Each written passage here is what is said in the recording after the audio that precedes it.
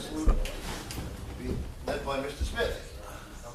I pledge allegiance to the flag of the United States of America and to the republic for which it stands, one nation, under God, indivisible, with liberty and justice for all.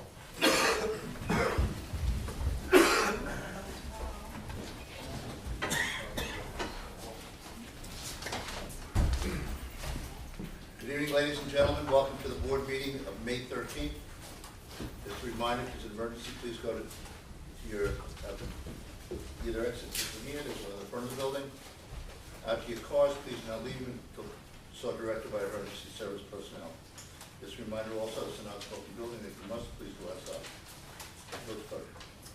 Yes, good evening. Just want approval tonight for the board meeting minutes of April 22nd, 2013. Motion. Motion. Second.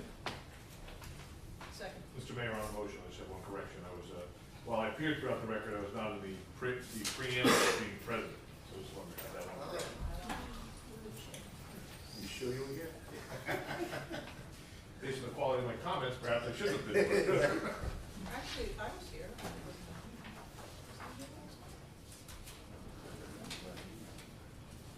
There was a motion made by trustee Devlin, as a matter of fact, there too. Yeah. Yes, Al. Yeah, it's cut. Motion. So I was here. Second, Yeah. any other changes? Motion to accept is presented with changes. Second. Second. All in favor? Aye. Okay. Mr. Crossett, treasurer.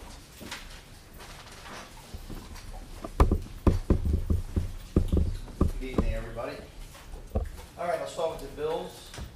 For the period of April 22nd through May 13th, they total $589,842.81. Five largest of those bills: number one, Navistar for a garbage truck, $175,780.79. Now that was going back to last year's budget. Had Those encumbered out of last year. Yep. Life at $33,155.30, electric. Eastern Resource, $27,793.54, landfill. Northern Tool, $26,602.86, tractor. Scott D. Simone, Esquire. Tax certiorari, $26,250. Total, $295,824.49. If I could have approval. Motion to accept is presented. Motion. Second. Any questions, any other concerns? All in favor? Aye. Carried. Set up capital project for Carnegie Library project. Okay. And motion last time, sorry. $250,000 revenue account Tritech. Add another revenue account $25,000 Patent Med Library. Add expense account $275 Carnegie Library. Tritech is paying $250,000. Patent Med is paying $25,000. To appropriate from key sewer surplus, key money sewer surplus. Replacing the sewer line. Good, so there needs to be motion on the setting up the capital. Motion. Second. All in favor? Aye. Okay. Second one, to appropriate for key money sewer surplus for replacing a sewer line on Railroad Avenue. This is an increase to account, I'm not gonna go into the number of the account, of $193,863. Again, it's from surplus key money. Sewer surplus. Correct one? Yes, key money sewer surplus. Yeah. Motion? Motion. Second? Second. All in favor? Okay. Okay, we have another this is sewer surplus as opposed to key money. $19,057.89 is for a van for their use. That's for their reviews. I think it's to clean out the grates and stuff. Motion. So they can go around the building. Second. All in favor? Okay. Okay, we have two more items. Should I say three more pieces of equipment? We're gonna appropriate $74,245.64 from general fund surplus for two code vehicles and a pickup truck. $44,538 increase and $29,707. That comes out of this year's surplus. Motion? Motion. Second? All in favor? Alright. Okay. Okay, I have a budget transfer to cover the cost of an upgrade to ID card system for the pool, $230, an increase. Another increase of $35.70 for summer brochures. And they come out of two other accounts, $1,500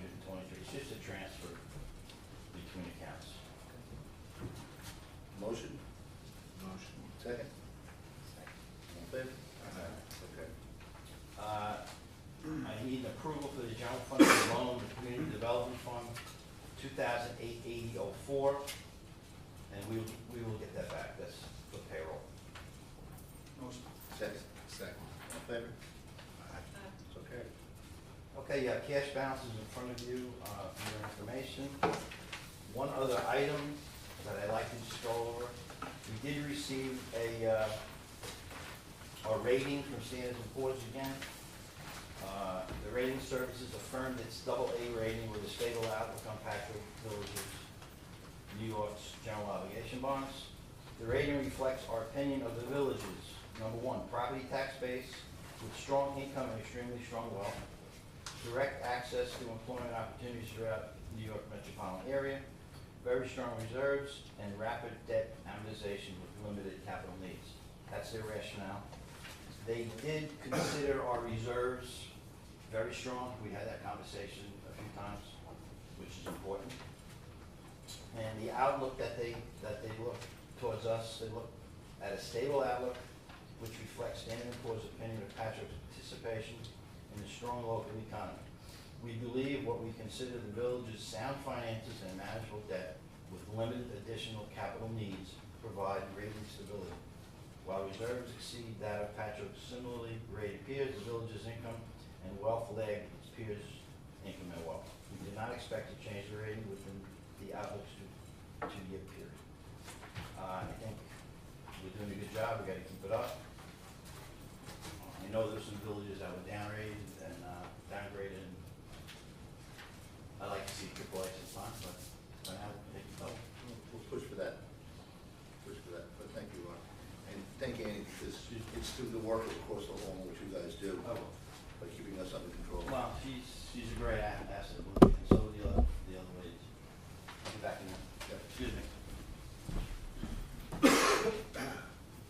Mike and Linda will have copies of this for you later. Okay. Any other comments by anybody on that? Request approval to set a public hearing for zone change for proposed senior assisted living facility, which is being proposed on the property, the road property, where the tree is, on East Main Street across from the laundromat and the post office. There's that vacant lot there. The Rose have decided to sell the property, and they have a group coming in that which will put assisted living facility on that property. So for it to go there, it is not a use approved by our zoning code, so we have to go for changes on. 2 weeks from now? 28, Tuesday, 28. Okay, motion? Is that, Mr. Mayor, is it, so, why is it coming, it's just coming to us for a change of zone? Yes.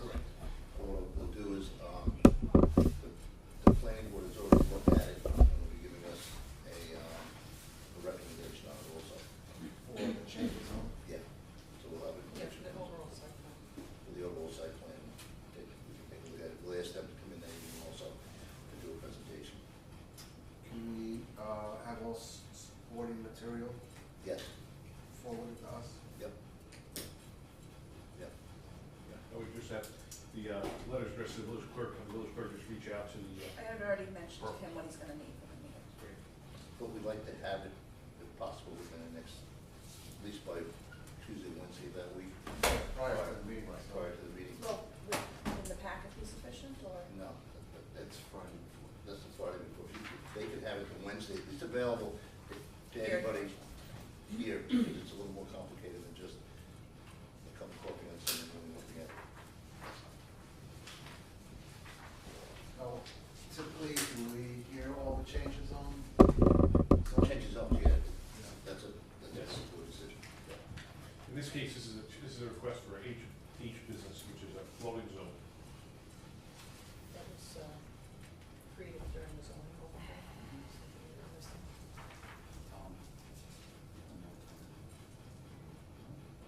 And then there are some variances that, Bill, I'm sorry, I just want to say, just that there are some variances based upon what they currently represented that would have to be approved on the board anyway. Right. Some possible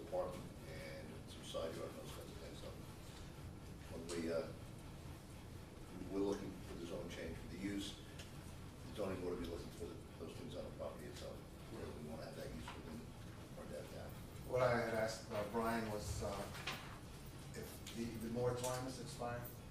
That expired around the time of the zoning order.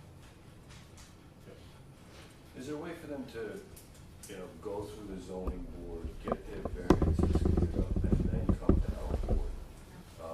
So we can have ample time to look at the planning board's opinion, allow them to get through their zoning hearings, if there's any modifications that need to be made to the plan prior to its coming to our board for a change of zoning? My sense would be, and it just, I would much rather prefer that before we just blanket give them the zoning, rezoning, without really fleshing out all the details of what those variances are, what the opinion is of our zoning board, and get ample enough time to review the documents that the planning board is willing to provide to us. Zoning Board's counsel's opinion is that they would be without jurisdiction to render an opinion as to the variance is necessary unless we approve the zoning. So they really feel that they didn't have any jurisdiction as a zoning board to pass upon variances because the whole thing could be a fiction if we didn't approve the zone. And in fairness to the applicant, if we deny, and we can say, we don't want this in our village, they're done. If we let them go through the whole process of getting approvals, they're gonna spend a whole bunch of money, and then they can come here and we can send them away. I mean, from a comprehensive standpoint, if you want to know what the variances are going to be, if you're going to put in a square peg in a round hole. But the zoning board's opinion is that they wouldn't have the jurisdiction to pass upon it, because it could be a fiction if they go through it, pass the variances, and then the board says, you're not allowed to have that zoning anyway. So they want to have the zoning fixed, and then put, again, because zoning is ostensibly not really project specific, and when you have a floating zone like this, when you're attaching a floating zone somewhere, it is a bit of it's a bit of an anomaly, because we're all taught you don't really want to spot zone properties, but in this case, that's exactly what a floating zone does. It allows the village board to place, if it feels a project is worthy of a certain spot, to place it there contrary to what the zoning on that spot is. Then they'd have to go through parking variances and what have you. I think that the important part is that the planning board has already done site plan review. They're probably already anticipating what a lot of these issues are gonna be, and could probably well calculate what potential variances they're gonna need. Yep. And we may wanna get ask the attorney who makes the presentation what variances he predicts he's going to need. And I think that would be significant for your consideration. So this floating zone will be specific to that property, or Yes. It's not going to be covering that quadrant of our business district? Yeah, It's just that this exact property. Yeah. Well, we're gonna be, I don't mind approving using that piece of property for this business. But you say we're also gonna be approving the site plan as well? no, because it's still gotta go back to the planning board again. Correct. And then it's gotta go to the zoning board. Yeah. They're gonna have to go through their variances. And just simply, it could stop, we could approve this, and zoning and planning could stop it just based upon the other variance for parking, for argument's sake. If it doesn't fit, and they can't make it fit, and they can't give the variance, then they can't get the project. It's got ARB approval to go through and others. And just for timing wise too, on the village clerk of section 435-71, those are all the items that he has to submit on this change of zone. So there's quite a bit of, 9 copies of the petition, copy of the site, all the things that trustee Hilton was just asking for. Site plan, the original verified with district, 10 copies, diagram drawn to scale, prepared by a professional engineer. There's some significant requirements of 435-71 that the village clerk may want to bring to the applicant's attention. I'll send that to you. And, I'm just looking at 30-day, there are timeframes that I'm not sure 2 weeks is gonna be realistic. It looks like it's gonna have to be at least submit proof that within 30 days of immediately proceeding, the applicant has mailed notices to residents within 200 feet. So I think, it would be safer if we set the First meeting? Yeah, 45 days from now. 45 days? Yeah, 30 is the minimum, so if you're off by a day or so, you could potentially not have the service requirement, so. 45 days from now would be, or 40 days, whatever's closest to that. This is the first reading into, Wouldn't be the second in June. not June, July. 30 days from now Oh, is 30 days later, sorry. Be sometime in July. first meeting in July. First meeting in July July. 8th. Yeah. If zoning and or planning denied this application, this board would have the right to reverse this decision. They decided. Sorry. This board would have the right to reverse the decision that, if we make a decision tonight. Well, I mean, at the public hearing, I'm sorry, at the public hearing, we make a decision to change the zoning, but then planning and or zoning board denies the applicant. And we opted to reverse this decision, we can do that. If we make it contingent upon project application, I'd have to think about that, but that's, But even- certainly something we consider. Yeah. Because it is project specific. Yeah, I was just Oh, gonna say, okay. it would seem to be project specific, Yeah. if it doesn't go through that project, doesn't go through that. Right. That zoning, therefore, For the doesn't. zoning, we revert back. Yeah. So 40, let's say the 13th. So 40 days from now, we might be able to catch that June 24th meeting. 40 days? Okay. Yeah, it just has to be 30, so I put 40, I tried out there just as, Okay. but it has to be 30, Oh, I thought you meant 31. 40, okay. No, So you want June 24th? I mean, we might be able to catch that, that would be more than 40 days from now. I would rather do it in June than in July. if to June 20, if the village clerk gets a hold of the applicant, he does what he has to do under section 435-71 in time, First thing in June March. 24th would work. Want to set that tentatively and make sure they get everything done, and we could, if we need to, push it to the That's next 42 week. days. Well, we'll know, because he has, 30 days before the hearing, he has to give us the note that the affidavits that he published it. If he misses that, then we know he's gonna have to be into the next meeting. And we'll know 30 days beforehand. Doesn't he also have to give a fairly reasonable argument that the property cannot be used for anything in that allowable use? It's not,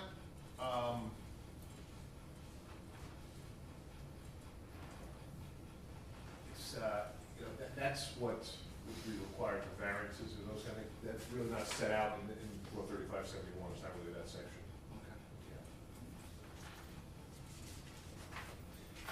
A Yeah. motion to set the public hearing for June 24th.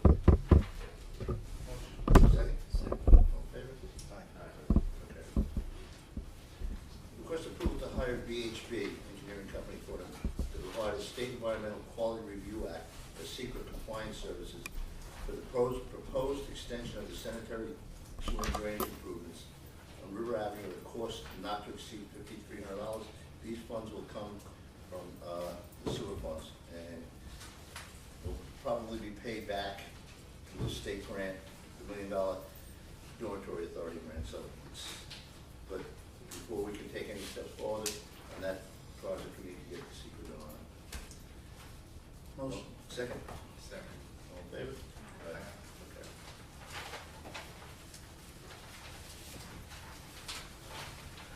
Mr. Smith. Thank you, Mr. Mayor. Good evening, Mr. Mayor, trustees, Mrs. Seal, Attorney Egan, Treasurer Corsick, ladies and gentlemen. Dennis Smith with the BID report. I want to start off just by extending kudos and congratulations to Deputy Mayor Krieger in the theater. I'm sure you're going to talk about this, but that was an awesome show on Saturday. Thanks, I Dennis. You tell did you, this? Yeah. I was there, I yeah. didn't see it. Boy, it was We wonderful. knew he could act, but I didn't know he could sing like that. And the whole band was just great. Bacon Brothers. It was really good, the Bacon Brothers, yes. On with the report, the New York Main Street grant, we've gotten 10 application packets that have been picked up to date. We've been distributing them since the middle of April. They're gonna be distributed through May 30th. We're gonna have the grants approval committee convene in mid-June, and at that time, they'll make decisions and start to award grants. And it looks to be a busy summer. I mean, we have 10 already, and we haven't even, you know, we're just a couple of months into the program, so How much is the total grant for, Dennis? What's the total on that grant? it's 200, The bricks and mortar is gonna be $225,000. It's a $250,000 total, but there's admin and there's beautification in there as well, streetscapes, I should say. So we're gonna have about $225,000 that we can dedicate to bricks and mortar.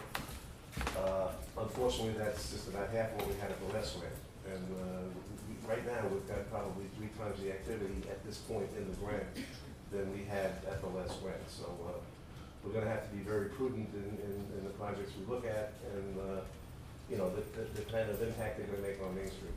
And we have a good grants committee together, and the approval committee will, you know, we'll make those decisions, and I'm sure we'll be just great with it. It's exciting that we're starting off this well. The wayfinding sign program, the locations were marked out throughout the village just about 2 weeks ago. We're looking forward to have the installation done, or at least started by the end of next week, and we're really looking forward to have it done by Memorial Day. Interesting comment. Brian, tell Dennis what you, when you were in, the partner's car. My partner just got, my law partner just got a brand new car, and on her the GPS, the vehicle, you know, GPS system. As we were coming into town on North Ocean Avenue, there was, the village of Patchogue had, I counted them, 12 blue and white parking signs that were all over the village on a brand new vehicle navigation system that actually identified where the parking spot places were, and there were 12 of them. That's cute. How'd they get you, Dennis? You're the only guy who can get in there. It's, I was shocked. So for out-of-towners who have new I don't wanna look at that, navigation so yeah, systems. I don't know how to get that. Out-of-towners who have new navigation. right? You should have prepared, I could have thought of a good one. I guess we did more than I thought we were doing. We were out there 2 weeks ago, walking out the spots that the signs were gonna go. For out-of-towners who were using that navigation system, they know exactly where to park. I think that was DPW, Brian. Right. I'm sure, Joe. I remember that. Joe Dean and I had a conversation. That was it. It was Parks and Rec, I think that It's, we were very responsible. the short and the long of it is, it's probably something between Joe DeSimone and Jerry Joseph, who are putting the program together from where they are.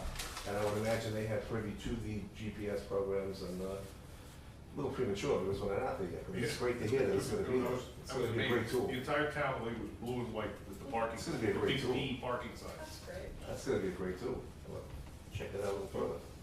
Glad to hear that, though. Yeah. But the, again, the long and the short is we do hope to have the actual blue and whites in by Memorial Day. And they'll catch up with the GPS at that point.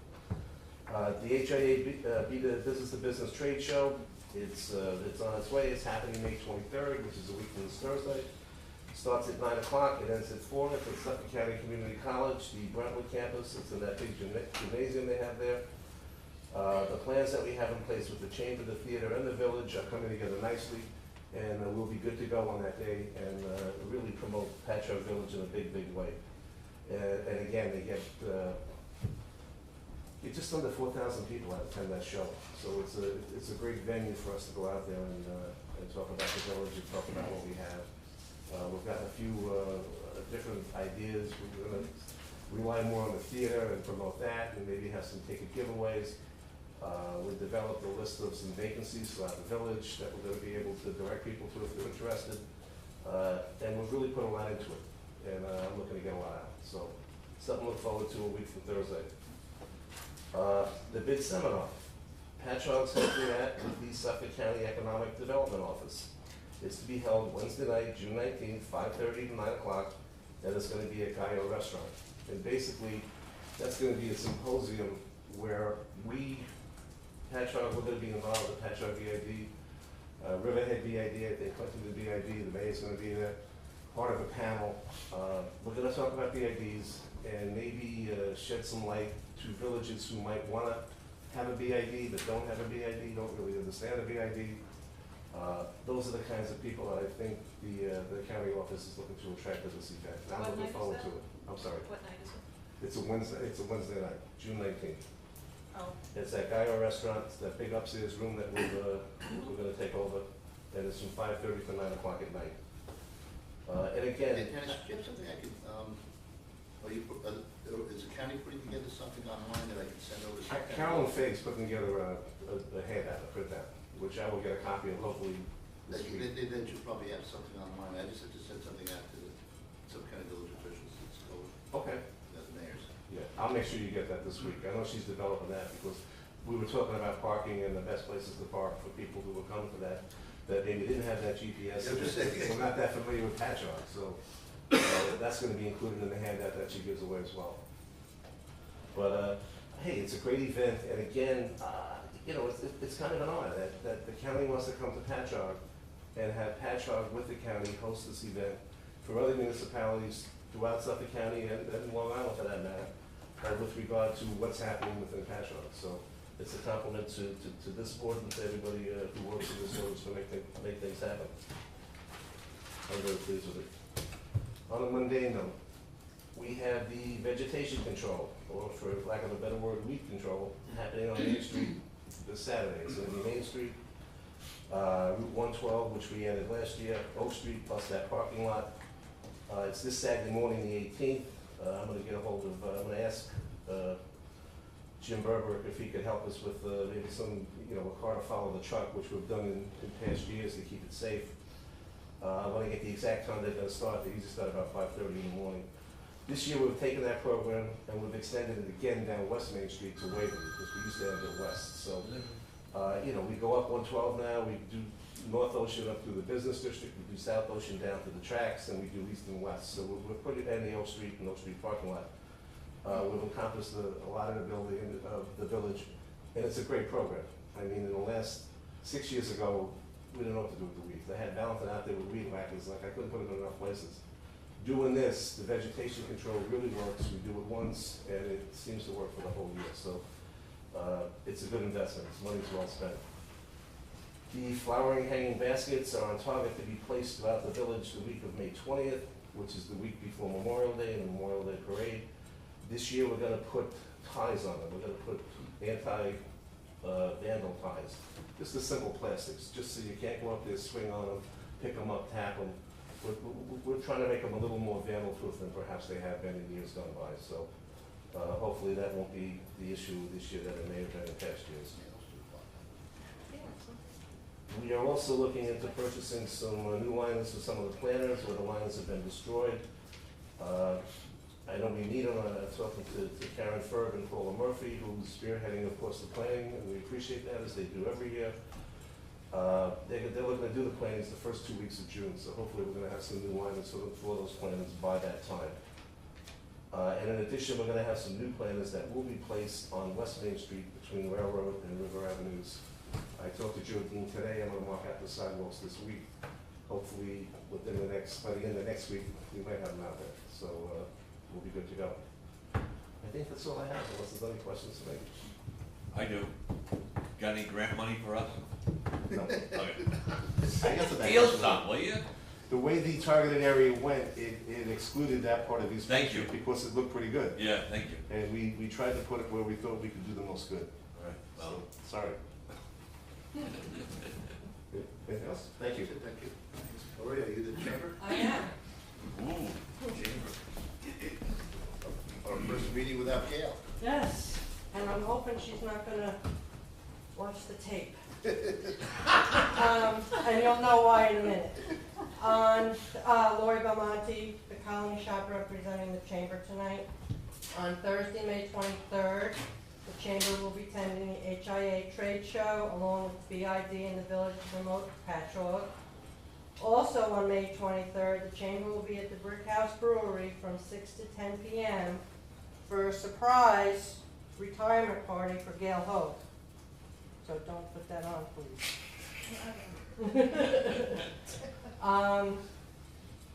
From 6 to 10, I don't know if I said that. On Saturday, May 25th and Sunday the 26th, the Cultural Heritage Committee and the Pubs of Patchogue are holding Reggae in May. Participating restaurants will have reggae bands, dancing, and entertainment to start off the summer. What they said? That cultural heritage is really branching out. They really are. What was that date again? Saturday the 25th and Sunday the 26th.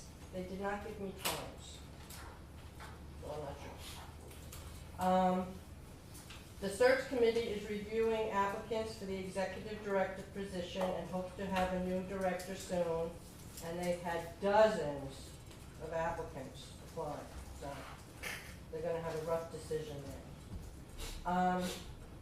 Several businesses have called with regards to vomit left on Main Street following Cinco de Mayo. It is very inconvenient and unfair for retail and office business owners and employees to have to clean up after patrons of the bars on a weekly basis. And yes, the Colony Shop is one of those businesses. But there was quite a few. The only other thing, the past couple of Saturdays, the Oak Street parking lot full of glass. Oh, really? Okay. On Saturday mornings? Yes, Okay, it's been the past couple of Saturdays. okay, I'll talk to Warren, because he's Okay, going in and out of that lot. all right.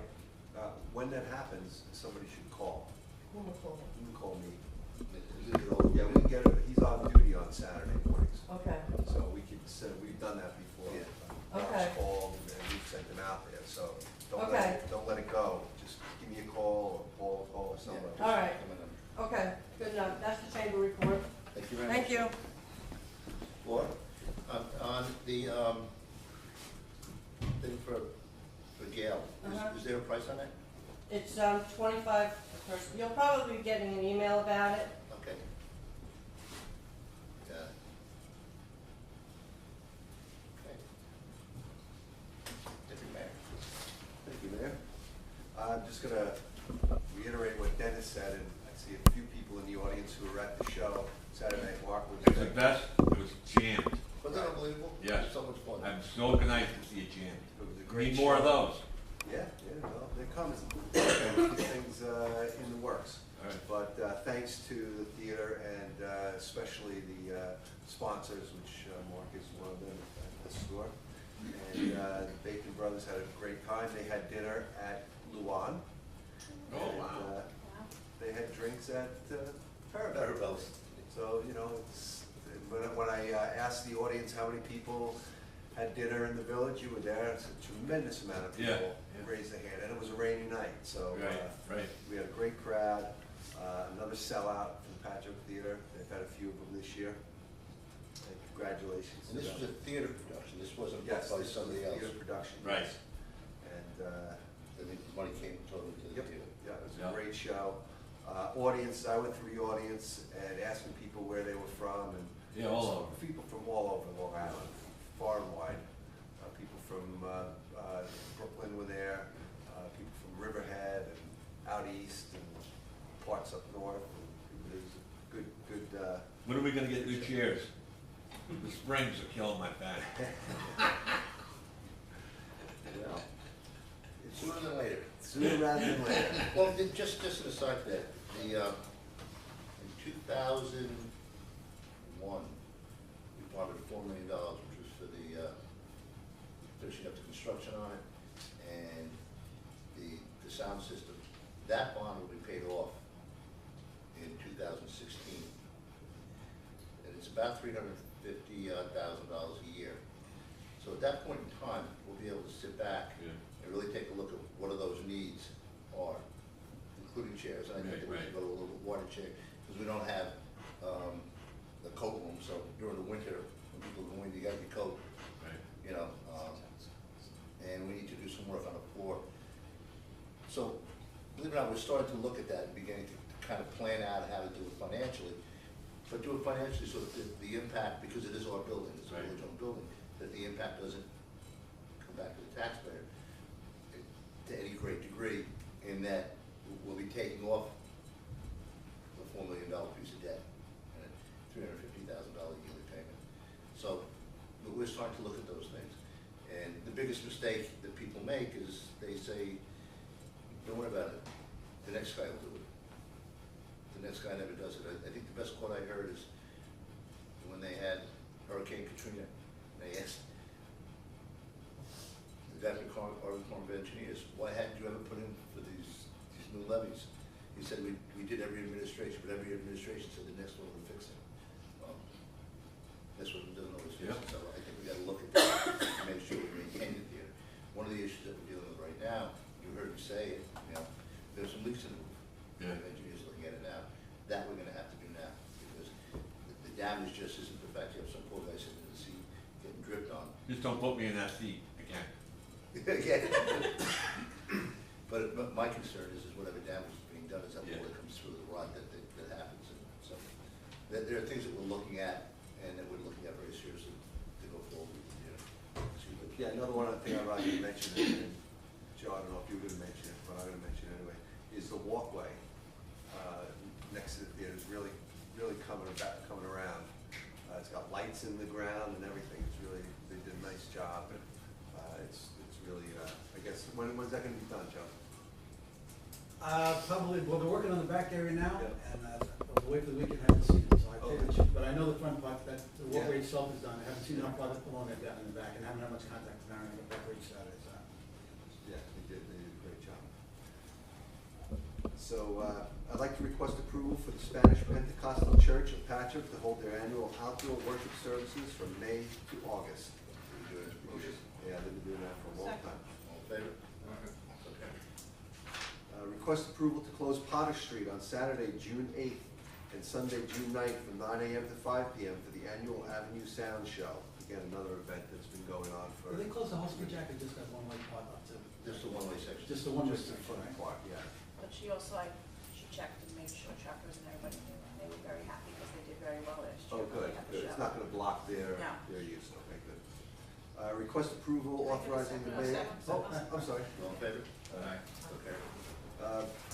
Request approval authorizing the mayor to execute an application for the county of Suffolk for the construction-ready municipal and private sewer infrastructure projects. What that is, you saw in Newsday, and I mentioned the last meeting, a couple of weeks back, the county has $40 million worth of sewer surplus funds that they're putting out for application for grant projects. We've talked about the fact that we'll be hopefully starting in the fall on Sunset, Mapes, down the end of River Avenue, and putting sewer lines in, new drainage, really trying to straighten that area out. We have the money to do all of the infrastructure, but it's about a $10,000 cost between the pump, the plumbing, and so forth, the individual homes in. So we're asking for probably close to $500,000 out of this fund to do the resident homes, to have, so when we go down there, we not only put the lines in, but at the same time, we're able to put in do the sewer hookups to the residents. So, but I said to the county executive, I saw him a couple weeks ago, I was talking about this, I said, wouldn't it be great to hold your press conference when you hand all this out on somebody's front lawn, instead of by some sewer plant, to show that you're actually taking care of the residents and the people and those that support us.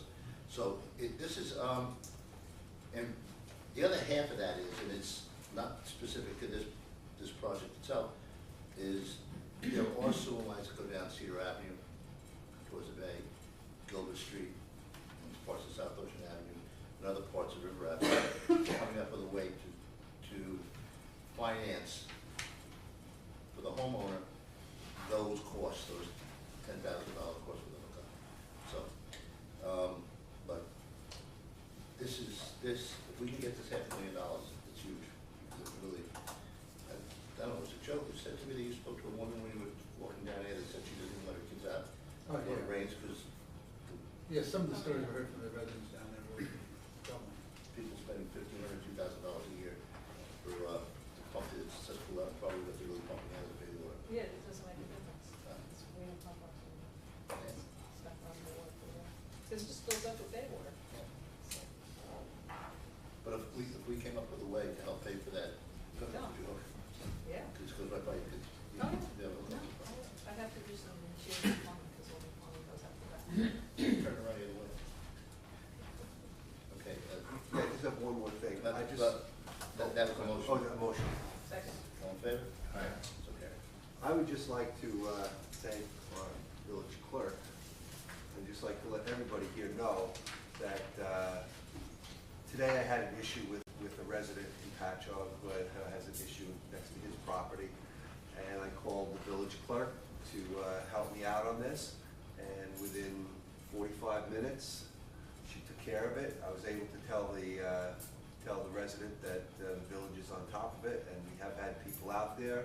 I even got pictures, and our building department went to the site, and I was able to reassure the person that everything's gonna be worked out, and the village is on top of the situation. Patty, thank you very much for doing that.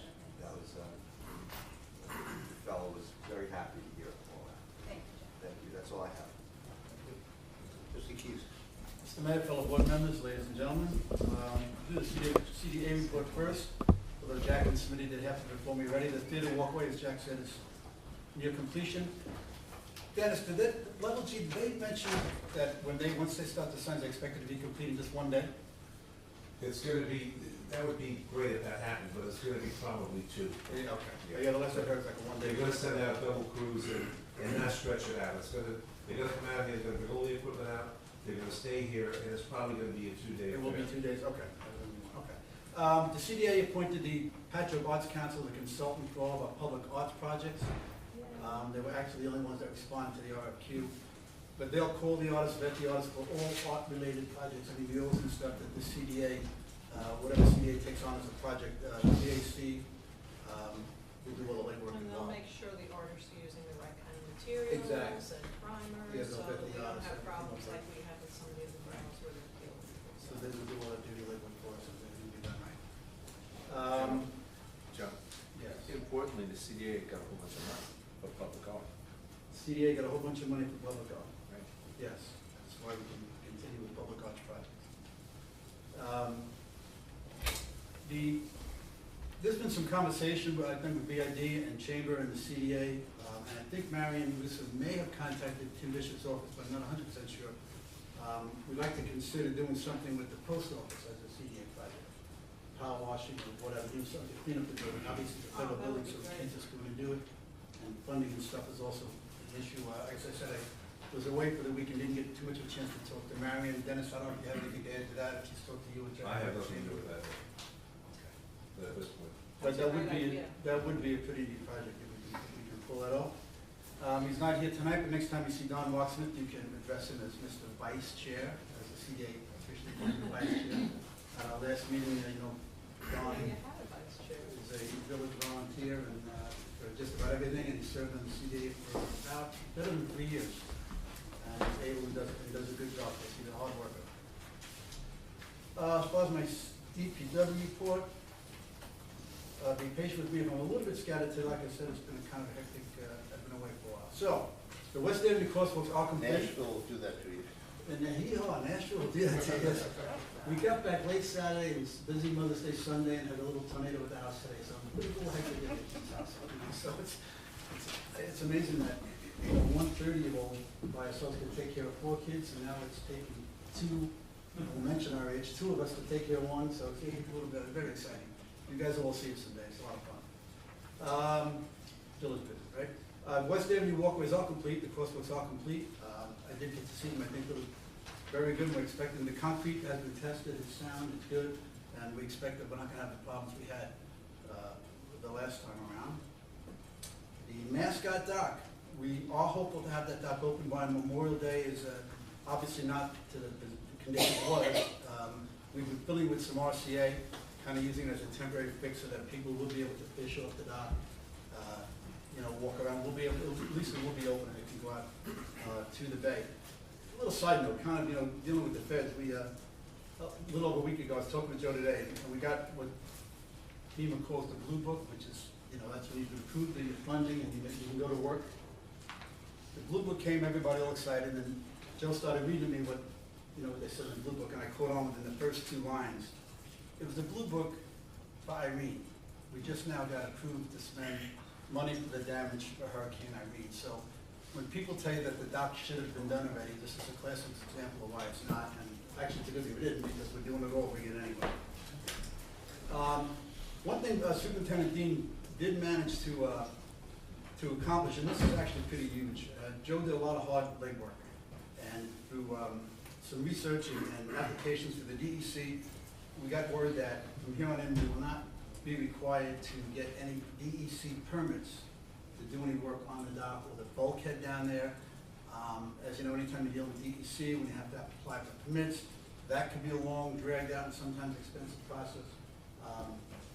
like I said, Joe did a lot of research, he had provided a lot of information to show that after the condition of the document, prior 1972, pre-1972. He did that, we got a very good letter today, not today, but a few days ago. But that is big, that saves a lot of time and money. Now, once we get this thing approval and we start working on the dock, we don't have to go through DEC, we have nothing to worry about anymore. And anything we kind of want to do there. We've been dredging a lot, we had a temporary permit for that, now we don't even have to go through that anymore, we can just go ahead and do it. Paving projects, we're expecting Academy Street by the end of the month. Have a meeting on Wednesday with a contractor to discuss the last meeting we approved Grant Wood and Cleveland Streets. So we expect that they'll be rolling pretty soon. I think it's going to be a pretty busy paving summer. If anybody's been down by 380 Bay, we right now paving the driveway down there, and will there be paved curb driveway curbing, parking lot. They're going to reseed when it's all done, so the outside will be just as good as the inside. You guys will be, you guys should be pretty happy down there once it's all done. We had a stormwater committee meeting, a public meeting a couple of weeks ago. And while we only had one resident attend, it was a big one because we managed to recruit that resident as a member. The board welcomes Trustee Bill Hilton. I think Bill walked in to use the men's room that night. Heard some voices, and he said, "Sign him up." We locked the men's room door till he signed his name on the sheet. We did have a public speaker, Steve Papa from the Fish and Wildlife Services, and actually did a pretty interesting presentation. You know, it's unfortunate there really wasn't anybody to see it, but a pretty good presentation on the impacts of our behavior, the impact it has on the fish and on our waterways. We have been talking now, kind of expanding. We're actually going to change the name of the Stormwater Committee because apparently the name is not attracting anybody to come to the meeting. So we're looking for like a Clean Water, Clean Air Initiative Task Force or something like that, something that would sound a little more attractive. Sounds exciting. And we are kind of looking to expand what we do, and not just water, but we're talking the ways, which you'll see is one of the things I'm going to request. The Clean Air Initiative, and a work session coming up next week, I think it is the 22nd, where we did kick out quite a few halfway decent ideas at our last meeting. And so once we get together, we're going to look for ways to really implement them. In the summertime, we're hoping to get a nice little public project going. I know John Bojack volunteered to help with some of the decals on all the basins once we get to all the locations, and we're hoping to get some more volunteers to do, whatever we can come up with. So that's what kind of expanding our scope. Okay, my wish list. I'm requesting approval to amend the vehicle use policy to include engine idling restrictions for all village vehicles. This would apply with public safety code, DPW, obviously any village owned and operated vehicle. I guess, Brian, I think I had a chance to do the wording. We're looking at 5 minutes. Is that? Well, you have a chance to finish the that, or- proposal was certainly be it whatever amount you wanted to set. My only suggestion was to exclude emergency vehicles or vehicles that have prior approval from their supervisors. Exactly, but in some cases, we understand that it is necessary for them to idle more than 5 minutes is what I'm requesting. 5-minute restriction on it. It's just a small bite now. After talking with Brian, I think it kind of wish you could do greater things. If I had my way, I'd have all of us under that restriction, but I guess we can't do that. I think we'll civil liberties or something, I don't know what that means, but anyway. We like them. We can't really, but I mean, if nothing else, I think if the public sees the village trying to take whatever small step we can, maybe next time you're sitting in front of outside the bank or outside the shop waiting for your wife to come out or something, you might say, you know what, 5 minutes is enough, maybe let me turn my engine off and wait for it to come out, or wait for the business to be done. If we all start thinking like that, we can force it on employees, obviously we can't force it on our residents, but I'm just kind of hoping that maybe our mindsets change a little bit, and maybe we all start doing something like that. It's a first step. I mentioned at the end of last meeting, at the end of my report about it, styrofoam restriction. It was one of those things when the night before I came to the meeting, I got some takeout, and it was in a styrofoam unit. You start thinking about it. I'm looking at this thing, and this thing's around for another 300 years. It's not going anywhere. So you start thinking a little bit. After talking to Attorney Egan and realizing that on a small scale, it might be not really practical for us to try and enforce that. It would have to be something probably town or county-wide. Be like countywide? Yeah, our garbage doesn't stay here anyway. It goes. So, but anyway, just another thing to think about when you go to a deli, try to get something. Go to Roast, they have it.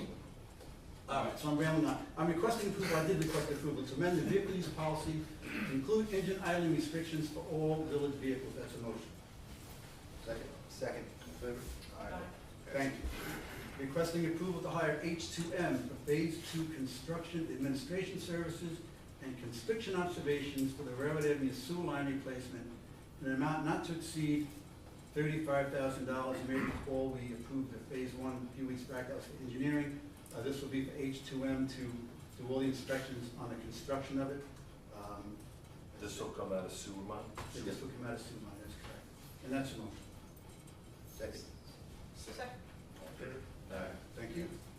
Requesting approval to hire J.R. Holtzmarker to complete engineering and prepare a bid package for the replacement of the bulkhead at Campbell Street in an amount not to exceed $8,000. That bulkhead is probably long overdue to be renewed, and so the sooner we get on that, the better. And so we'd like Holtzmarker to do the engineering and prepare the bid package.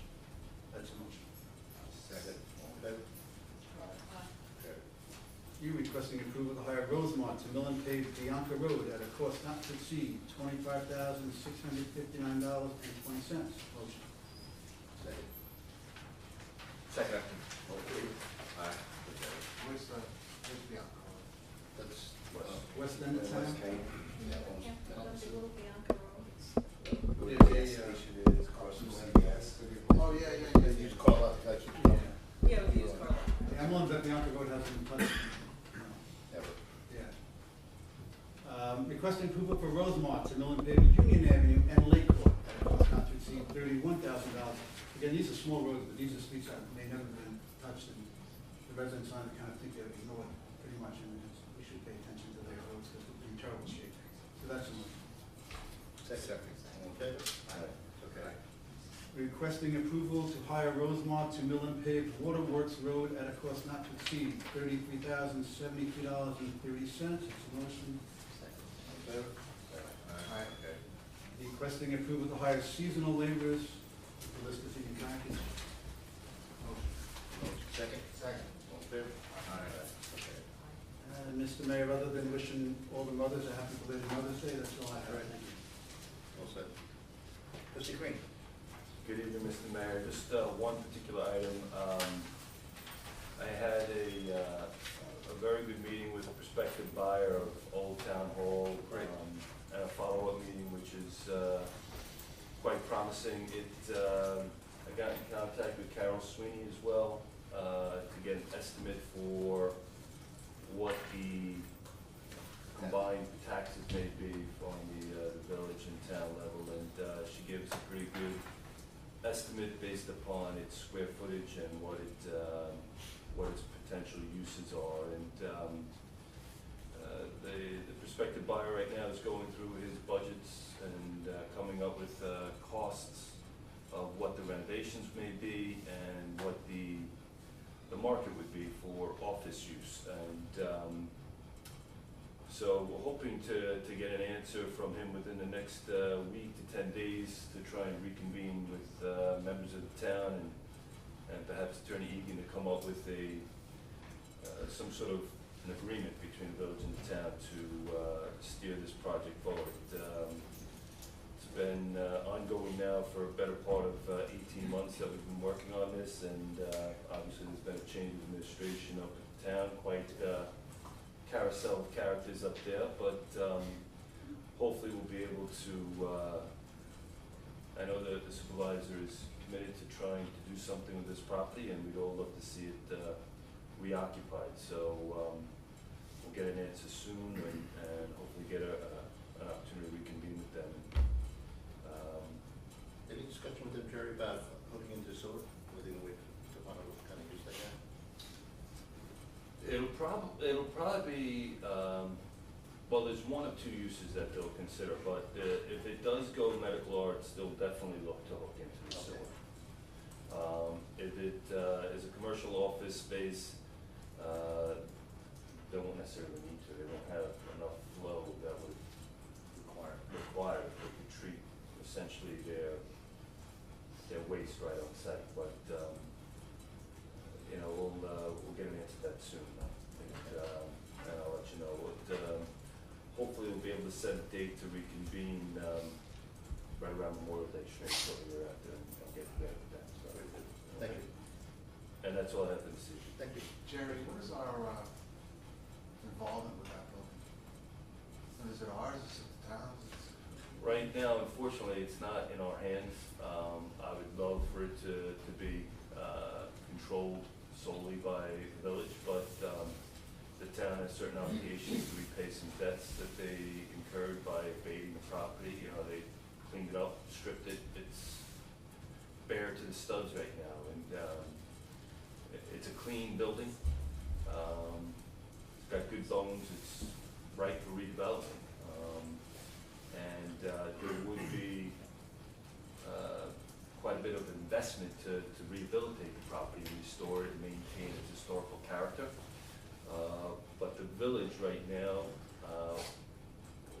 we would hopefully just be able to steer it through planning and get We'll have the planning. the control of what the end use may be. But there's a negotiation that needs to happen between the village and the town to get this thing off the ground. So it's, very close to striking a deal right before Mr. Lesko had made a decision to leave town government. Right. And it's sort of delayed things or put things off. And we had a very willing and able buyer of that property that walked away.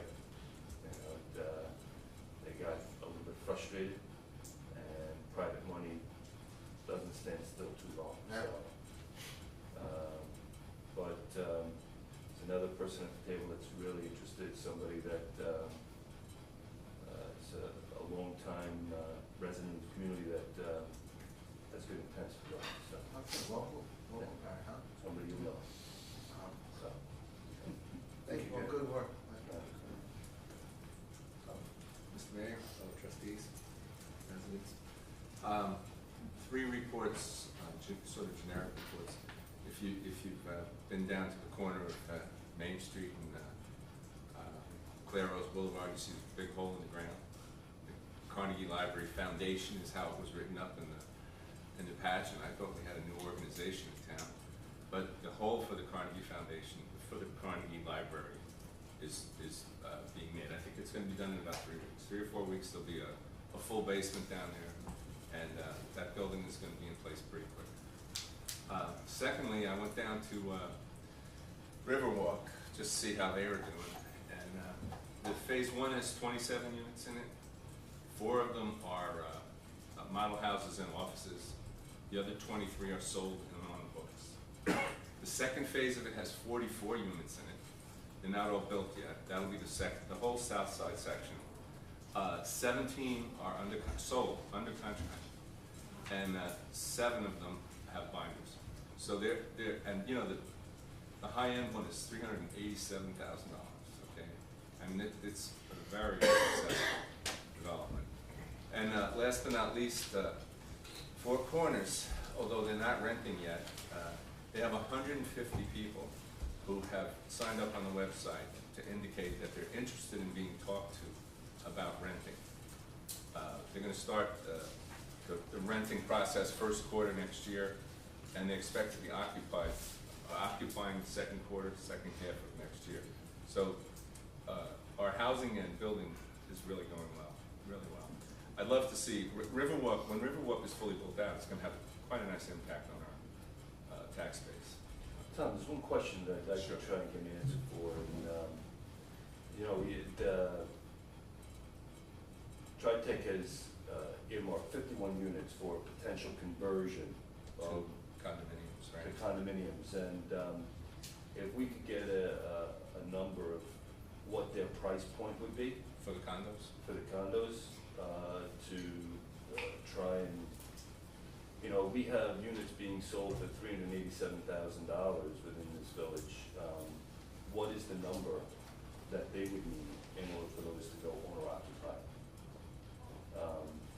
I know they made a commitment for certain plumbing and sewer Yeah, they've conversion. built them out so that they can be converted. That's Yeah, I'm well aware of that. So what the question that I have is, what is that price point? Price point. what would they need these units to sell for them to be owner occupied? So that's, you know, at the next opportunity that you're able to have that conversation with them, I'd love to get a handle on it. The $387,000 Riverwalk unit is the 3-bedroom, fancy one, 2-car garage, you know, I think that's the top end of that. Well, those four corners are as prime a real estate that you're gonna get in this village, and if you're going to build something, that's probably the top dollar that they'd be able to get these Probably is. units for, so it, so, Yeah, that's right. that's a question. Thank you. Other than that, I have a couple of legislative matters. The last meeting, we discussed some change in the taxi regulations, and I asked that Brian revise them, and he has revised them. So I'll make the motion, and Brian, if you would. Sure. Request approval to amend section 390-15 of the Village Code to increase the number of available taxi licenses and to add new provisions setting minimum requirements for the number of handicapped accessible taxis and hybrid automobiles in the taxi. You remember the date from last time, the board reserved decision, that's why it's not on the public hearing calendar, it's on the actual trustees calendar. The proposed law is in your packet. If you look at section A remains the same, increasing the vehicle licenses from 60 to 100. We hope to alleviate some of the arguments there was a shortage of taxis in the village. B, now we're taking a gradated approach to both the handicap accessible taxis as well as the energy efficient, fuel efficient taxis. In 24, for the handicapped accessible vehicles, in 2014, 5% of the fleet has to be accessible, and in 2015, anyone seeking 20 more licenses would have to demonstrate that 10% of their fleet are handicap accessible. Turn to the next page. In subdivision 2, again, we take a gradated approach on the licenses. In year 2014, 10% of the vehicles must meet the minimum fuel economy standards for domestically manufactured passenger automobiles set forth by the U.S. Department of Transportation. For licenses issued in 2015, this requirement is 20%. In years 2016 through 2018, 30%, and then ultimately in 2019, 100%. So it's a dramatic step forward for the village in requiring the enhanced fuel economy. I also put forth the chart. The chart will change potentially as it changes with the federal standards, but as of now, for instance, in 2019, the combined miles per gallon was 39.4 as the minimum fuel economy standard. By 2025, just for informational purposes, it's 51.3 combined miles per gallon. That's the proposal to gradiate the requirements. That's a motion. Discussion.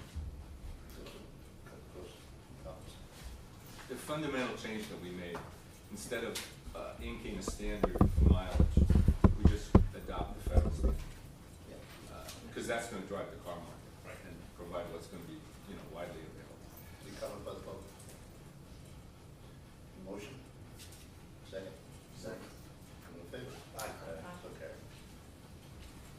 Lastly, request approval to hire J.R. Holtzmacher to perform material testing and inspection for the Carnegie Library Foundation at a cost not to exceed $6,500. The village has a responsibility to inspect the foundation, cement, the dirt, a whole bunch of foundation-related things. It's still our obligation. It won't cost more than $6,500. Motion? Second? This isn't something our own, but chief building inspector could do. Pete Sarich wrote the request. You know, on the concrete and on the material testing, there's certain pieces of testing equipment that you need to do it that we don't do, and it's previously certified. So I think we also need to get this, then you to sign off on it. Second, trustee Green, all in favor? Aye. Okay. That's it, thank you. Trustee Devil? Good evening, Mr. Mayor, fellow trustees, Clerk Seal. I have a couple of resignations and appointments on the various boards. The first one is I'm requesting accept the resignation of Catherine Cinto Craig from the ARB. She wrote, "Dear Mayor Pontieri, this is a formal letter of resignation from the Architecture Review Board. I no longer have the time needed to dedicate to the board. Thank you for the opportunity. This has been an enjoyable experience." So I'd like to make a motion to accept the resignation with regrets. Motion second. Second. All in favor? Aye. Okay. And then I have from the planning board, the resignation of Gary Rizzi. Chairman Rocco, it is a difficult decision to make, however, I find myself unable to continue to fulfill my duties as a Patchogue Village planning board member. My personal endeavors have required an increasing portion of my time and conditions beyond my control, inhibit me from participating in our local government in a constructive manner. As a conscientious village resident, it's my deepest hope to be able to contribute to the village in the future should these circumstances change. Serving with you and the fellow board members has truly been an honor. Thank you for this opportunity, and good luck to you and the fellow board members. So, again, seeking the approval for the resignation with regrets of Gary Rizzi. Second. In favor? Aye. Okay. Now I'm requesting approval to appoint Nicholas Greco as a full member of the planning board. He was the alternate, correct? That's what I thought. Yeah, He was the alternate, Yep. right. So he's moving up to full. Motion. Second. All in favor? Aye. Okay. And then just a couple of things. There was a very successful fundraiser. As I mentioned at the last board meeting, the Plaza Media Arts Center needs to raise $55,000 so that they can convert to the new standard for digital film, presentation, which all movie theaters are converting to. But for a small cinema like Plaza Mac, it's quite a an arduous thing to raise $55,000, but they have already raised close to $30,000 from their core base of donors. And we had a very nice fundraiser. Linda was there and Paul was there on Tuesday night upstairs at the Brick House. I had the pleasure of sitting next to Isabella Rossellini for the evening, which was really, really great. Wait a second. And you gave me that seat. You said this to me? I did. Paul was on one side, Isabella was on the other. And we were almost mention him. reversed. I just said he's I had the pleasure of sitting next to her. Isabella Rossellini. But it was an excellent evening. They're well on their way to raising the funds. So if anybody wants to make a donation to the Plaza Media Arts Center, you can go on their website. Very nice evening. It was a lovely evening. It really was. And Isabella screened her newest film. She writes these short films. She writes them, she directs them, she performs in them. And you can actually go on the Sundance channel and see the first one. It's called Mamas, and it's all about animals. And in this case, about animal mothers. So the first one is about the hamster. I went on Sundance and found it. And she's getting her master's degree at Hunter College in animal behavior. So she continues to expand her horizons, which she was pretty interesting. And then the Patchogue Arts Council, I was going to mention what Joe had mentioned, that they'll now be serving in the capacity of consultant to the CDA's public art project, which we're very excited about that collaboration. If you're on Terry Street at the gallery right now is a new show called Transfers. It's all kinds of different prints and things that involve transference of, it's an artistic ink, paint, and it's a guest curator, Jason, remember his name? Paradis. He's a professor up at Stony Brook University, a very interesting young guy. It's quite a nice show, so I encourage everybody to stop in. The Arts Council gallery threatened the fire codes Friday night. Why? Why, we had too many people there? There were so many people in the room. What is the limit, 65? I don't know, I'm just Oh, okay. joking. No, it was a pretty It was successful, wall we to had a wall lot of people there. Yeah. And their average age was younger than my children.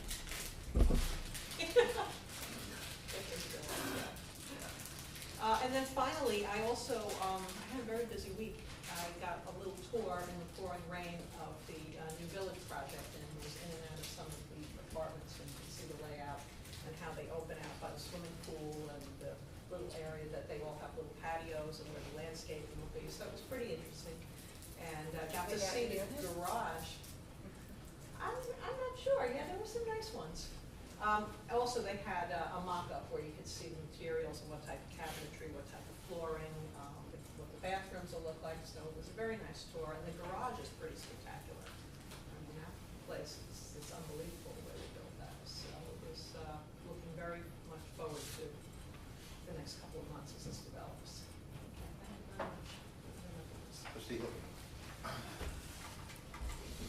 Mr. Mayor, trustees, my guests. May 18th, this Saturday, is the Shorefront Park cleanup in conjunction with the town of Brookhaven cleanup. It's anybody who would like to participate in cleaning up the area of Shorefront Park and the ponds, which we've done quite many times, and is always. It's always fun to see you and your waiters. Yeah, you want to see me and my waiters? Not gonna see me this weekend, but I'll bring pictures.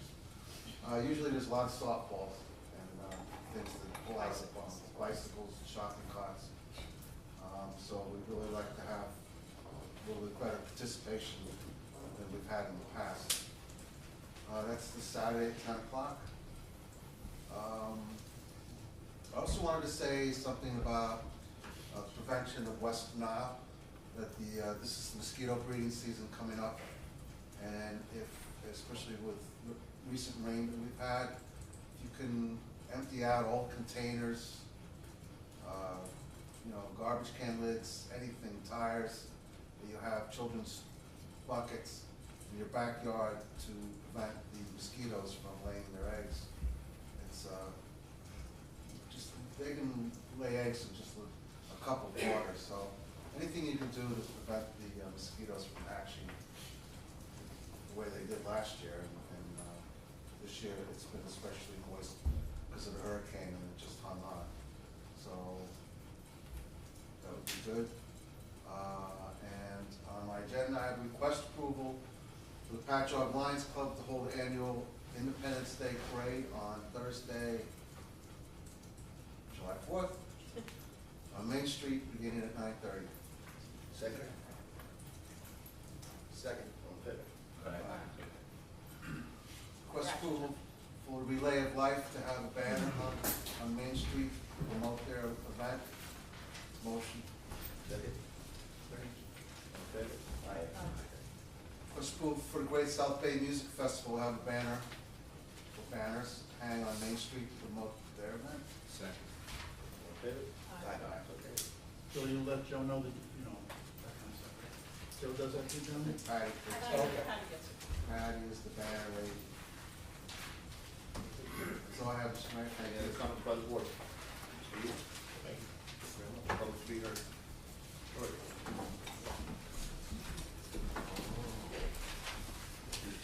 Two things. Lori Belmonte, 4 Harrison Street in Patchogue. The flower tent behind the bargain building. They have permission to be there? Yeah, they went to zoning board. Oh, they did? Okay. All right. My next issue was, as a former ARB member, I know Lombardi's was granted permission to take down the house at 508 South Ocean Avenue. Since they've demolished the house, they've cleared the entire property, including the trees. They bought an RCA, which is recycled concrete, which is also used as a base for blacktop. They graded the property.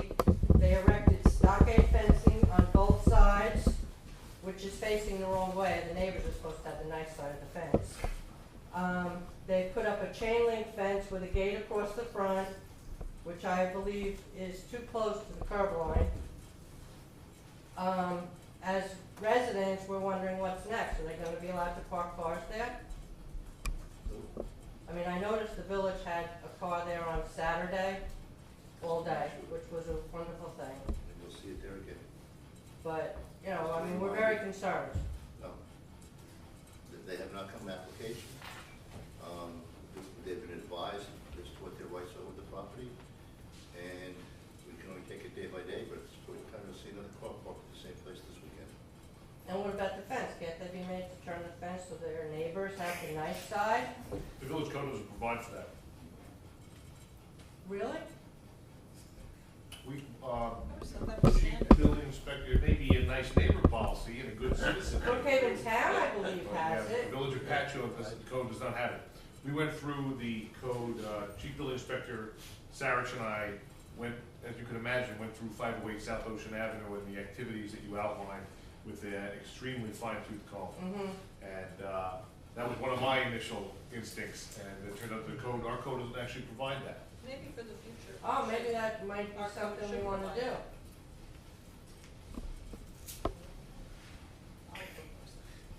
Future. Could be a code.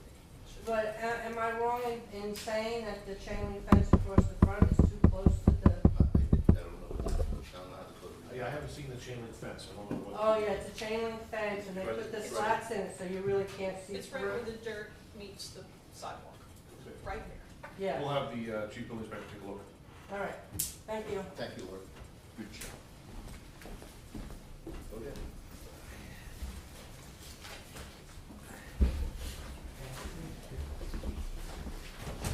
Good evening, Mr. Mayor, trustees, John Patchogue, Street.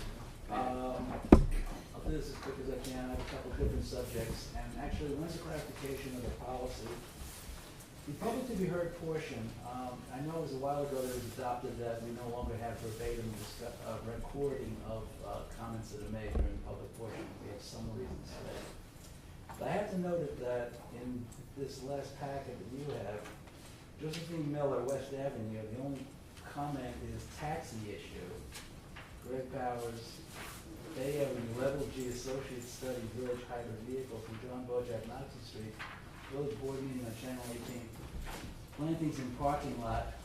Quite honestly, this seems to be not even a summary that has a thought.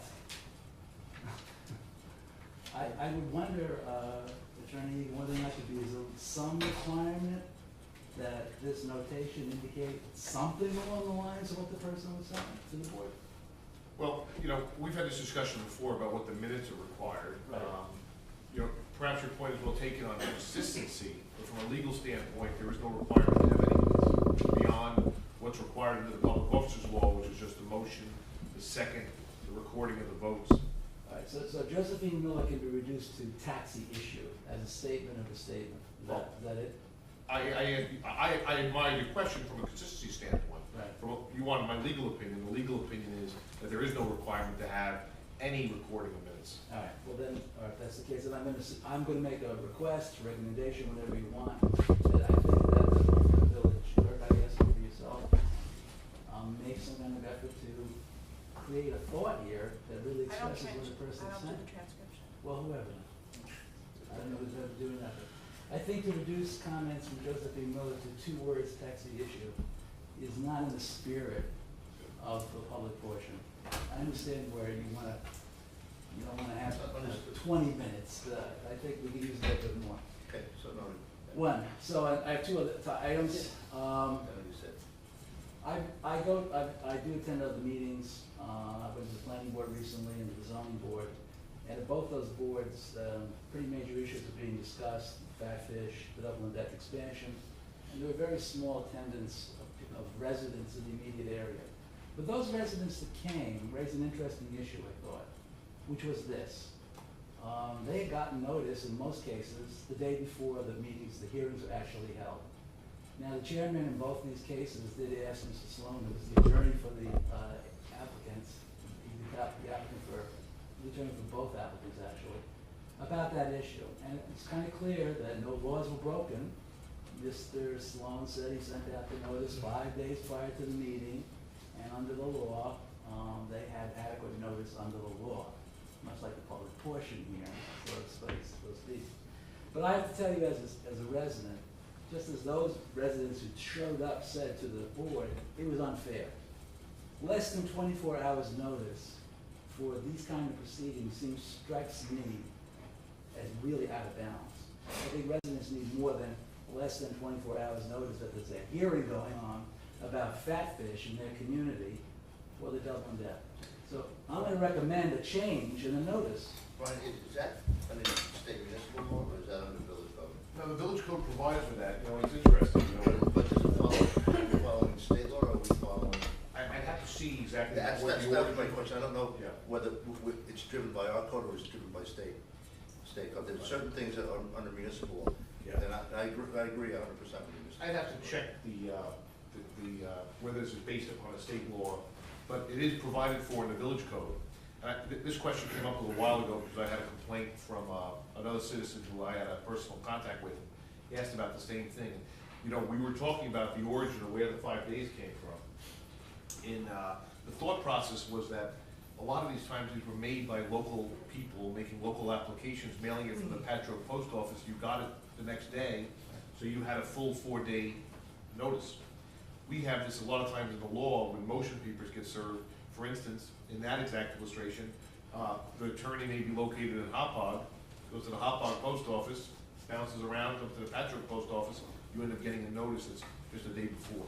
So with that kind of a change where our development is coming on patterns that may be handled by professionals that are outside of our community, or even by applicants that are outside of our community, it's a real concern. So I think the board should take a look at it, listen to it, see, let me evaluate whether it's based upon some pattern that required a minimum by state law or a maximum, because sometimes the law speaks in a minimum or a maximum amount of time.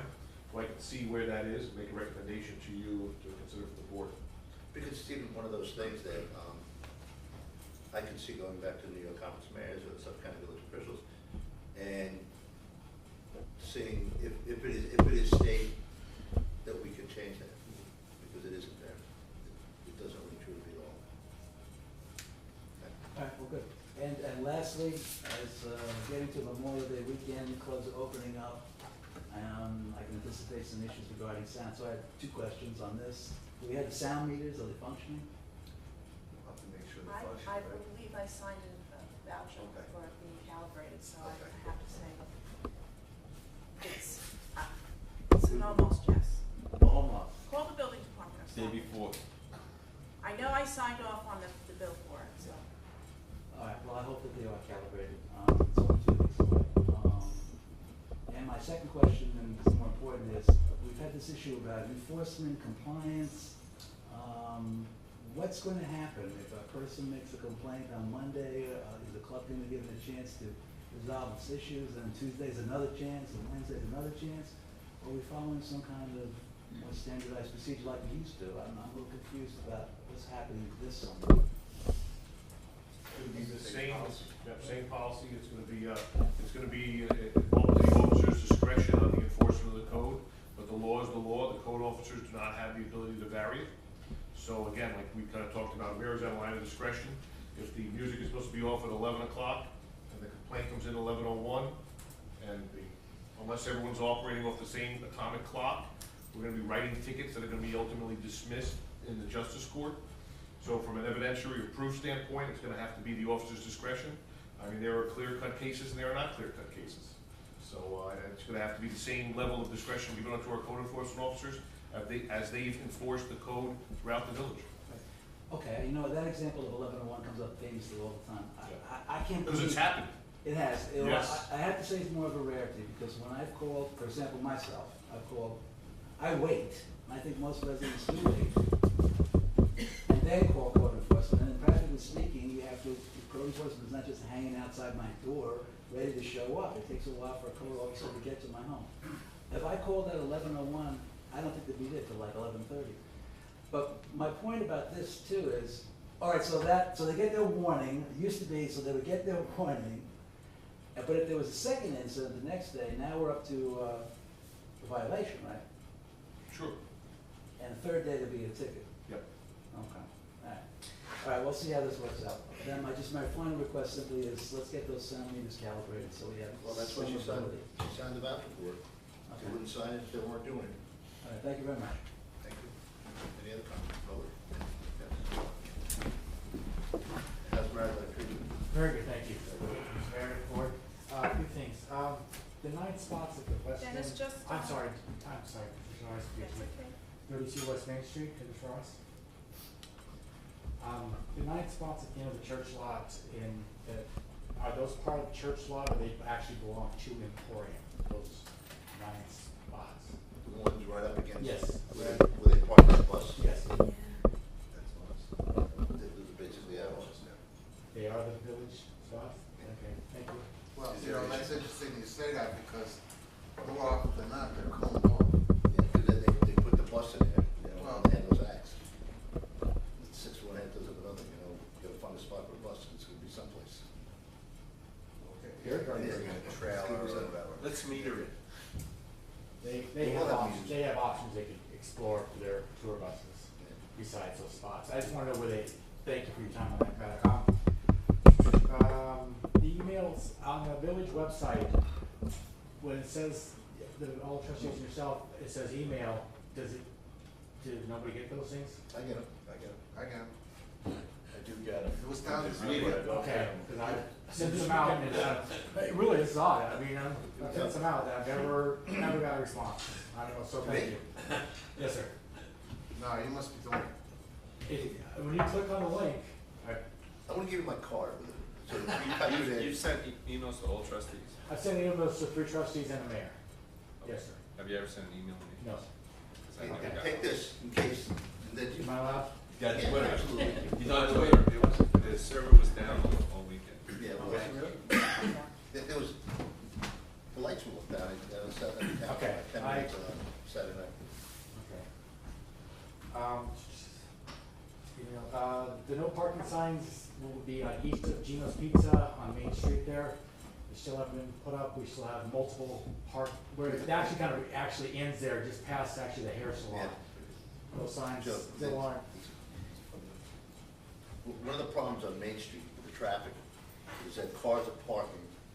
I think there's 5 spaces. Yeah. 4 or 5 roughly. spaces that we have blocked off when they put the barrier across the street, so you could have 2 lanes. Cars now at night are parking almost to the corner. So all you get is the one line, you can't get the turning lane. So what was about the south of the street? Right in front of, Furnace Building. Okay. In front of Ronnie's Jewelry. Ryan's Jewel. Yeah, from the back. Yeah, from about, if you take a look, you can see where the space is. Yeah, I know what you're talking about. We just never put up. Can I burn? That's the first time I've done that. And So I just want to make sure of this, because I got, some. There's no parking there, but we don't have any signs that indicate no parking. there's actually one sign that still exists that kind of conflicts. It actually says you're allowed to park. Yeah, it's a 2-hour parking. Yeah, Yes. so that's, That's funny you say that, because I saw that yesterday morning. So how many spots you talking, I didn't answer the question I heard about this. What, how many It's spots? probably 4 spots, 5 spots. Okay. that sign needs to dead end. Yeah. Thank you. Approximately a year ago, I made mention of the fact that the town of Brookhaven received several $1,000s, $100,000 for emergency to be able to change the lights, and the village lost out on part of it because they said we're a village, we don't get any of that money. That loss became self-evident last weekend. Even though it was a false alarm on Main Street there, traffic was terrible for the emergency vehicles. Was there ever any help? Did we ever? Now, you're saying that, so the traffic lights changed? Yeah, so the traffic lights changed to allow emergency vehicles, and we never, did you ever get any response? back? There are some of those, when those lights are changed on the 4 corners, that would be added to the 4 corners lights. And there are on West Avenue, there are some where we have in place. Anytime we change a light, we change the intersection, that gets changed with it. I think that really the only one that is really problematic right now, that and Havens, is the 4 corners. And, That'll get changed at the end. well, it'll get changed when that When that's changes, we'll complete, try to yeah. get the paperwork. Did Brookhaven ever address your concerns on that? Okay, We pay town highway tax, we pay yeah, town taxes, and they wouldn't give us. we take care of ourselves. Is there any public forum hearings scheduled for parking going to metered? When the lot's going to be metered, is there any more public forums that are? There will be. We have a question proposal that's Yeah, out. question proposals going out. I mean, we had hearings, Yeah, you know, been to. quite a few of them. That opens on Thursday. That opens on Thursday, and bids will be coming in. And then we'll have, obviously, further discussion about it. And then we'll have a discussion about the bidding process, who we choose. And I stepped out when you were talking about tax, I don't know if it included the taxi regulations that are adding more to it. There seems to be quite a few jurisdictional disputes at the train station over who's allowed to pick up and drop off through these taxis. That needs to be addressed too, and actually, probably code needs to actually go to referee some of them. And also facilities for those drivers, because they're guilty of some of the 2 o'clock, 3 o'clock patrons leaving for using the parking lots as facilities. You know, it's So- interesting about that, except obviously on the weekends, or, Yeah, a lot of them stop by here, and there's our bathrooms right here in Village Hall, you know, we don't close the doors, so. Not that we're gonna send out notices to the drivers, but they're adults. you know, you'd like to think, and they're as guilty as some of the patrons using church lot. So any expansion of their jurisdiction or permits should have to include some sort of a small, like they had before the construction, they had a little place, they can, little office over there on the corner.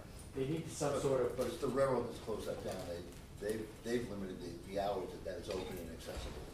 And it's problematic for us, and we've gone to them for a number of reasons. First of all, there's a health and safety issue, correct.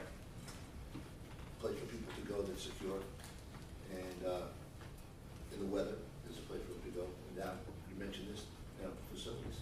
You know, these taxi drivers have gotta have, if the village is gonna grant carte blanche to these taxi companies, they should have some sort of facility for their drivers. And, the fence on, that we were talking about with, I'm sorry. Lombardi's, that fence is being backwards is the leading cause of drowning amongst, now I know there's a pool back there, but that has gotta be addressed, that you're allowed to have the fence the wrong direction. That is, Unfortunately, our code will address it. yeah, that's, We will address it, we'll look at it. that's, you know, how we use the majority of the children to climb the fences. Because they can climb over on Because they those can climb over, boards on the. people yeah. turn around. Village board, thank you very much for your time. Dennis, thank you. Any other comments? Yes, sir. Good evening. Michael Canavan, 6 Harrison Street.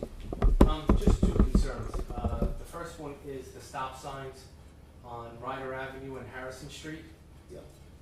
Continuous people blowing the stop signs there. And as a father of 2 little girls who ride their bikes now with the nice weather, I'm getting concerned about that.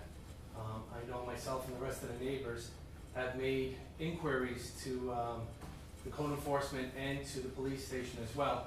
If they just stationed a cop car in the corner by the senior baseball field, they would have a field day there. So if somebody could take a look at that, I would appreciate it. Absolutely, I'll speak to Coke tomorrow. It's up to PD, they call officer. Thank you. And just to mention that, our code officers cannot give those kind of violations. No, but I was hoping they could pass the information on to. I absolutely will. The second concern is, in the mornings, as I'm going to work, I head up South Ocean Avenue, and across the street from the Bagel on the west side is the museum Yes. and the butcher. There's always 3 or 4 cars parked there. I don't know if people are going to the bagel place or what, but it's a major concern. I almost seen an accident occur yesterday because what's happening is you have traffic going north and south, and you have the buses that are leaving South Ocean Avenue trying to squeeze through there.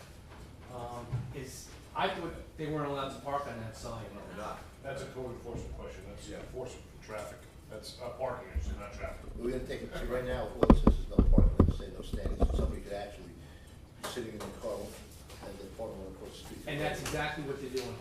That's exactly what they're doing. And again, I notice it's between 7:30 and 8:30 every morning. There are at least 2 or 3 cars there. And they absolutely run into bagel shops, it's on the place. Yeah, I don't think the butcher's open at that point. No, not at all. But that's it. Thank you very much. So, let's take a look at those signs down there and have, thank you very much. Any other comments?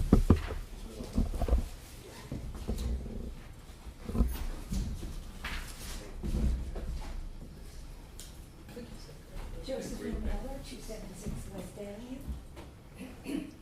I want to make a comment in response to what John said about the music. First of all, let me be clear. I don't call at 11:01 when I do call. I wait 15 to 20 minutes.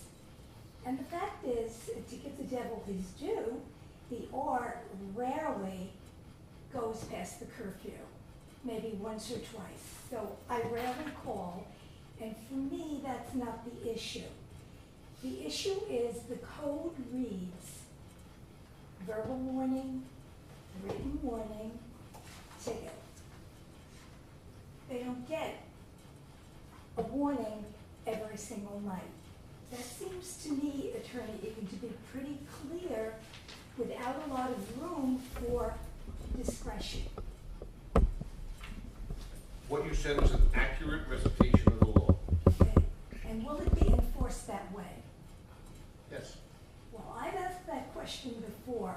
I pulled up the minutes and I understand why they're no longer giving the full public minutes, because I pulled up the minutes from 2009. And I said to you, Mayor Pontieri, a law is only as good as it is enforced. And you said, I agree. And I said, will you honor your commitment to all of the residents of Patchogue, not just the businesses? And you said, absolutely. Last year, there was a change in how the law was enforced. The businesses all got one chance to violate the sound code. I'm not talking about curfew. I'm talking about going over the decibel limit. They got one warning each night. If they violated that warning, then they got a ticket. That's not how the law was written. And in addition to that, a ticket was issued in the autumn to Fatfish, which is adjourned and adjourned and adjourned and adjourned. So I'm not sure where the code is being enforced as it's written. Thank you. So noted.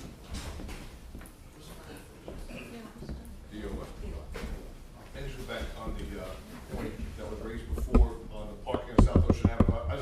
I observed that same violation. And just so we want to make sure that the signs are clear, 415-15 prohibits stopping, standing, and parking, prohibited during certain hours. And South Ocean Avenue on the west side, all hours, Monday through Saturday, except by a special permit granted by the mayor. That's unusual. It should be 1962, from Main Street to a point 121 feet south of Church Street. So it should prohibit standing as well. Okay. Stopping, standing, and parking. 121 feet south, it says. Except on Sundays. 121 feet south of Church, you said? We bought all over that. Yeah. That definitely includes one of the churches in that That's section. exactly what it's about. But that would catch the 7 o'clock in the morning, issues. Motion to adjourn? Motion. Second? Second. In favor? Aye.